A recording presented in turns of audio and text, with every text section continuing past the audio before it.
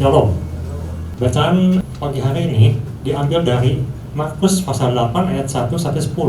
Kalau kita lihat di ayat sebelumnya, di situ dicatat banyak orang-orang mengikuti Yesus, dan ketika itu Yesus ada di mana? Ada di Dekapolis. Kita tahu Dekapolis itu adalah suatu daerah orang yang bukan Yahudi. Bahkan ketika Yesus waktu itu pernah satu kali ke daerah Syro-Fenisia, ia bertemu dengan seorang perempuan yang meminta tolong padanya, dan Tuhan katakan tidak layak memberikan roti kepada anjing. Jadi suatu pandangan orang Yahudi waktu saat itu, orang asing atau orang bukan Yahudi bahkan disamakan dengan anjing, tidak layak mendapatkan anugerah Allah. Tapi kita lihat di ayat sebelumnya, di pasal sebelumnya, begitu banyak orang mengikuti Yesus, berbondong-bondong.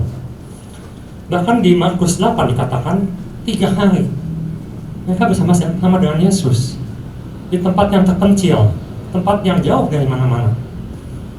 Terus saya renungkan ketika pesan ini datang, mengapa orang di Dekapolis yang jelas tidak disukai orang-orang Yahudi, mereka mengikut Yesus? Ternyata di ayat sebelumnya atau di pasal sebelumnya juga dikatakan Yesus pernah ke Dekapolis, dan di sana ia bertemu dengan orang gila, seorang gila yang disembuhkan. Dan orang gila ini dikenal dengan orang gila dari Gerasa. Tuhan sembuhkan, Tuhan lepaskan, Tuhan pulihkan, dan orang ini memaksa untuk ikut Yesus. Tapi Yesus katakan, jangan ikut aku, kamu jadilah saksi di daerah Dekapolis. Saya pikir mungkin ini ya buahnya. Mungkin orang gila ini sudah menghasilkan buah, sehingga orang Dekapolis, begitu Yesus datang kedua kali, mereka tahu bahwa Yesus ini adalah orang yang punya kuasa, orang yang punya firman kehidupan, sehingga mereka mengikuti Yesus. Sayangnya, ketika pesan ini datang pada kita semua, yang meragukan kuasanya bukan mereka, bukan orang yang dikucilkan, bukan orang yang diremehkan, tapi keraguan ini muncul dari orang percaya sendiri, yaitu dari murid-murid Yesus sendiri. Makanya pesan ini datang ketika saya merenungkan, jangan meragukan kuasanya. Ini mencerminkan kita, orang percaya yang meragukan kuasanya, murid-murid Yesus yang meragukan kuasanya.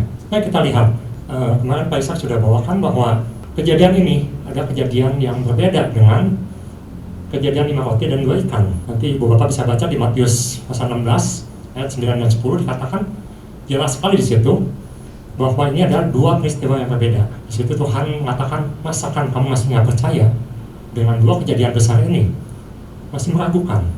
Dan kemarin kita sudah belajar ada 2 hal yang perlu kita perhatikan. Yang pertama, pahami kuasa kehadiran dan penyediaan Tuhan. Dan yang kedua, pahami prinsip belas kasihan Tuhan atau compassion of Jesus. Nah, pagi hari ini saya akan membawakan hasil renungan yang lebih fokus pada bagaimana kita supaya kita tidak meragukan kuasanya. Yang pertama, saya berjudul supaya kita tidak meragukan kuasa Tuhan, maka kita harus sadar dengan apa yang ada pada kita. Sadar dengan apa yang ada.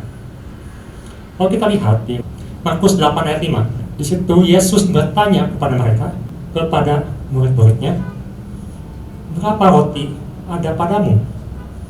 Jawab mereka, 7. Saya renungkan ya, ini ada sedikit perbedaan dengan kejadian 5 roti dan 2 ikan. Saat itu Andreas mencari siapa yang punya makanan. Temukanlah seorang anak kecil yang membawa beberapa roti dan ikan. Tetapi di sini Yesus bertanya langsung kepada murid-muridnya. Jadi mereka katakan, ada Tuhan, ada, tapi sedikit, cuma 7 roti dan beberapa ikan.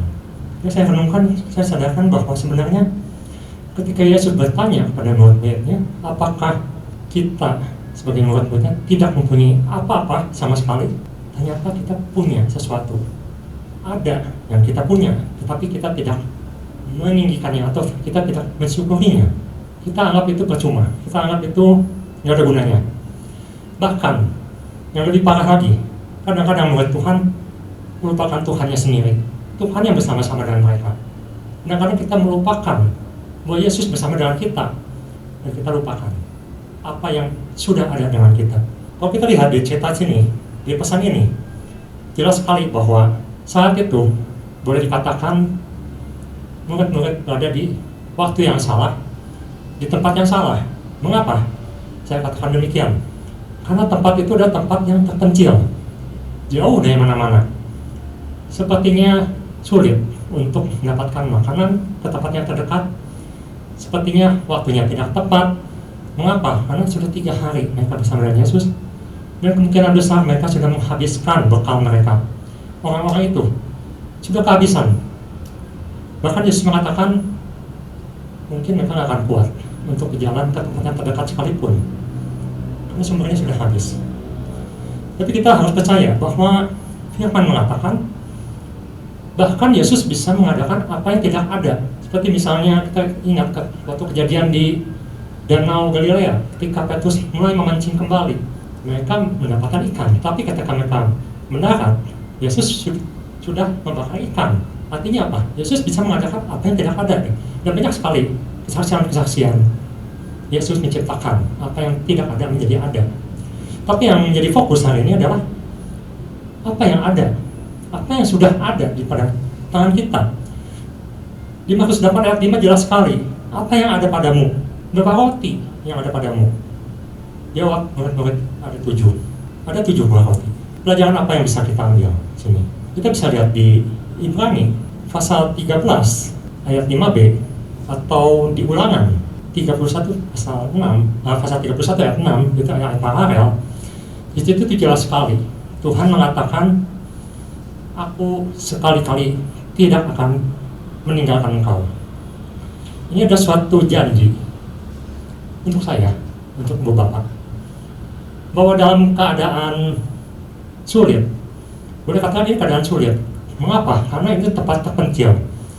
Terjemahan lain mengatakan ini keadaan seperti dalam padang gurun, kemana-mana jauh, tidak ada sumber makanan. Tetapi mari kita sudah jelaskan, ada belas kasihan Yesus di sini. Ada belas kasihan Yesus yang melihat bahwa Yesus ini adalah seorang gembala yang tidak akan meninggalkan domba-dombanya begitu saja. Bahkan dikatakan Yesus ini seperti gembala yang baik yang membawa domba-dombanya ke padang yang hijau. Bahkan Yesus mengatakan, aku datang untuk memberikan kelimpahan.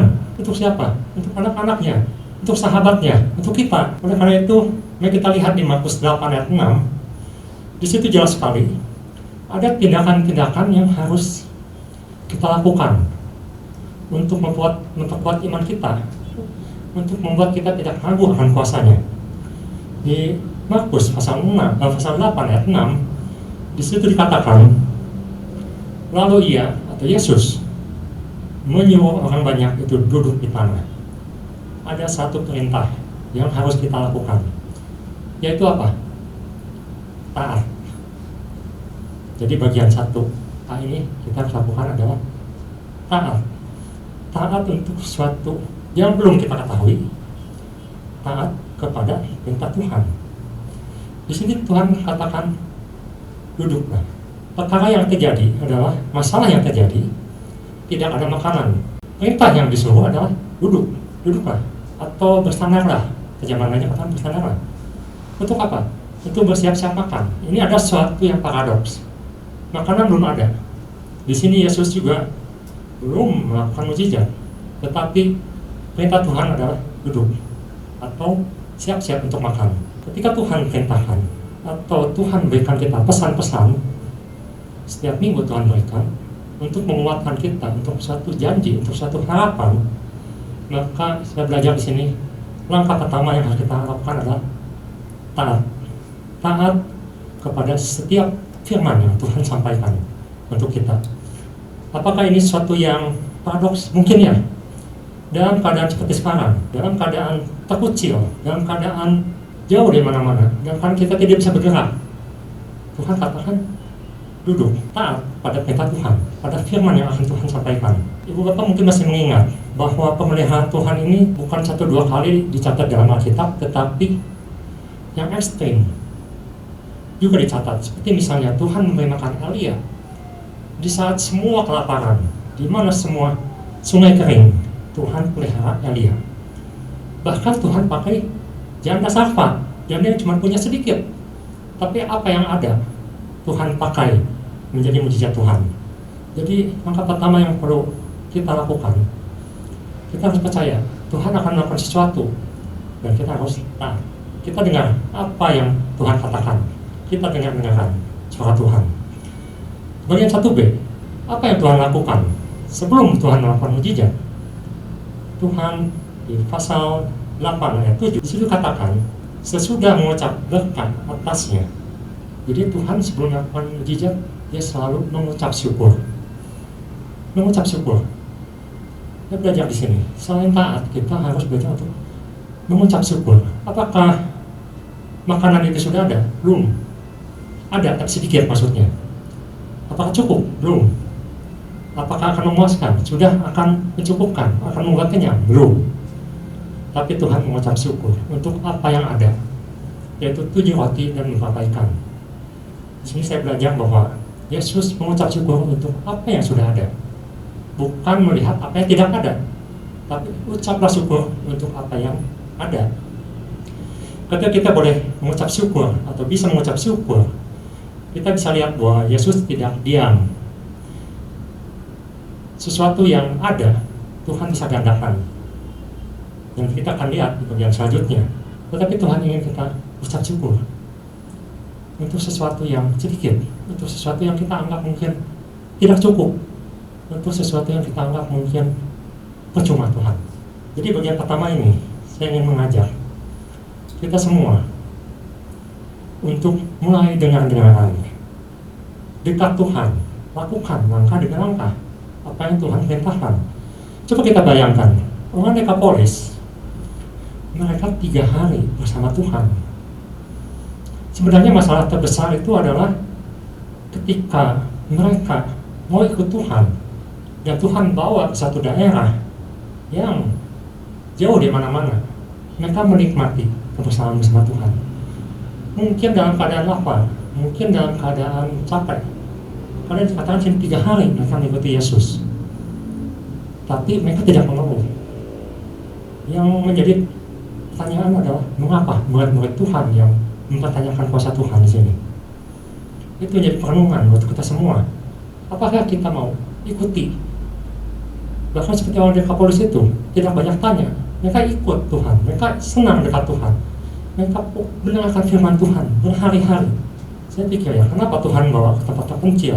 Kenapa Tuhan bawa ke tempat yang bukannya, kalau kita misalnya traveling, kita mungkin mempertimbangkan hotel yang dekat food court, hotel yang dekat mall, hotel yang dekat akses transportasi. Mengapa? Karena kita ketika akan melakukan perjalanan di suatu daerah yang jauh, kita akan mudah mendapatkan fasilitas-fasilitas itu. Tapi mengapa Yesus bawa ke tempat yang sunyi, tempat yang jauh? Saya berpikir mungkin Tuhan ingin kita lebih dekat dengan Dia. Kita bisa mendengar lebih jelas, tanpa gangguan sekitar, tanpa intimidasi dari luar. Oleh karena itu kita perlu dengar Tuhan. Langkah demi langkah, ucapkan syukur untuk apa yang ada, bukan untuk yang tidak ada, tapi apa yang ada. Jangan lupakan Tuhan masih ada di situ. Bersyukurlah untuk apa yang ada, dan kita percaya Tuhan sedang melakukan sesuatu, dan Tuhan akan melakukan sesuatu untuk anak-anaknya. Tuhan tidak lepas tangan. Itu yang bagian yang pertama. Jadi fokus pada apa yang ada. Bagian yang kedua, saya mendapatkan bahwa bersama Tuhan atau bersama Yesus tidak ada kesia-siaan. Tidak ada kesia-siaan bersama Yesus. Kita kembali di Markus pasal 8 ayat 8 dikatakan bahwa ketika Yesus melakukan mujizat, di situ dikatakan mereka makan sampai kenyang. Bahasa Indonesia dan terjemahan baru sangat baik menerjemahkan kenyang. Kenyang itu full, perut kita penuh, puas, kenyang. Artinya makanan yang sedikit itu setelah Tuhan gandakan, setelah Tuhan berkati, ternyata membuat semua orang yang hadir, yang sudah mengikuti Yesus itu kenyang, cukup, tidak kurang, berlimpah.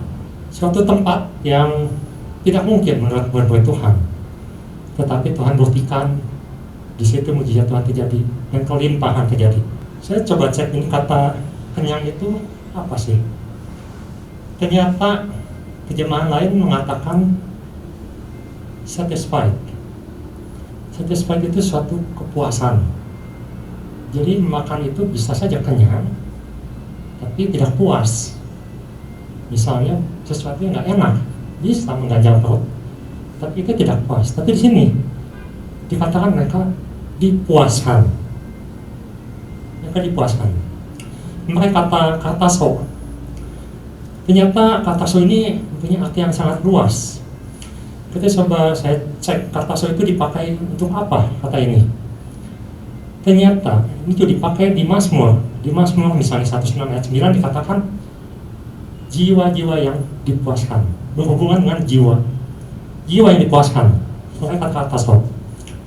Dan kata ini juga dipakai untuk suatu joy, sukacita. Seperti misalnya di Mazmur 17 ayat 14 dikatakan ketika seseorang mempunyai anak, itu membawa suatu kepuasan. Beberapa waktu lalu teman saya, dia memiliki cucu kedua. 2 tahun yang lalu dia punya cucu pertama. Tahun ini dia menikahi lagi dengan cucu kedua. Apa yang dia tampilkan di statusnya? Kebersamaan bersama dengan cucunya, penuh dengan foto-foto yang menunjukkan kebahagiaan dia. Nah ini saya pikir, ini seperti ini. Dipuaskan, dia senang, joy ketika dia memperoleh cucu yang kedua ini. Dengan cucu-cucunya, dia dipuaskan. Tapi juga, kata so juga dipakai untuk suatu kelimpahan. Ketika Paulus mengatakan di Filipi, pasal 14 ayat 12, di situ dia katakan, aku tahu apa artinya berkelimpahan. Berkelimpahan artinya cukup dalam segala sesuatu. Tidak kurang, memakai kata yang sama. Bahkan di Lukas pasal 6 ayat 21, Tuhan sendiri memakai kata ini untuk menunjukkan bahwa orang yang lapar akan dipuaskan dalam arti rohani. Lapar dalam arti rohani akan dipuaskan. Jadi saya lihat di sini luar biasa ketika Yesus mengatakan bahwa mereka itu tidak akan kuat, tetapi mereka akan diberikan berkat. Mereka akan menerima suatu kepuasan. Yang lebih menarik lagi, kata ini ternyata bukan hanya yang Yesus katakan, karena di ayat sebelumnya ternyata murid-muridnya sudah mengatakan lebih dahulu, tapi dengan satu pengertian yang mungkin berbeda. Kita lihat di pasal 8 ayat 4, murid-murid yang mengatakan, bagaimana di tempat yang sunyi ini orang dapat menerima roti sampai kenyang? Yang menjadi masalah bukan soal cukup lagi, tapi ada kata kenyang di sini. Bagaimana mereka bisa dipuaskan di tempat seperti ini? Bagaimana mereka bisa kartoso? Dengan kata lain, orang percaya sering mempertanyakan Tuhan, bagaimana Tuhan saya bisa dipuaskan dalam keadaan seperti ini? Dalam situasi seperti ini, kita lihat 3 hari lapar, 3 hari mengikuti Yesus. Apakah Yesus langsung melakukan mujizat? Ketika saya renungkan, mengapa Yesus tidak memberikan mujizat setiap hari? Dia tahu orang ikut, dia tahu orang lapar. Yesus tahu mereka membutuhkan sesuatu. Mengapa tidak tiap hari dilakukan memberi mereka makan? Tetapi Yesus menunggu di hari ketiga, dan dia mendapatkan satu renung untuk saya. Mengapa Tuhan tidak langsung melakukan mujizat? Karena saya mendapatkan bahwa di sini Tuhan ingin intim sama kita, sama murid-muridnya, sama dengan orang-orang yang mengikutinya.